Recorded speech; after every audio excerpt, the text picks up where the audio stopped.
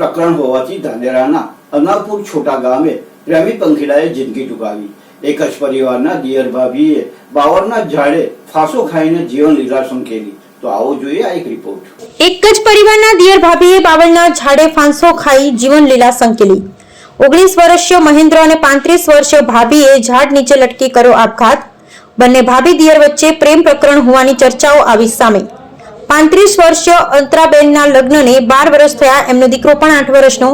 પિયર પક્ષે સમગ્ર મામલે ફરિયાદ નોંધવાની તજવીજ હાથ ધરી બંને મૃતકની લાશ પીએમ અર્થે ધાનેરા રેફરલ લવાઈ। ધાનેરા પોલીસ ઘટના સ્થળે પહોંચી એડી નોંધી તપાસ હાથ ધરી।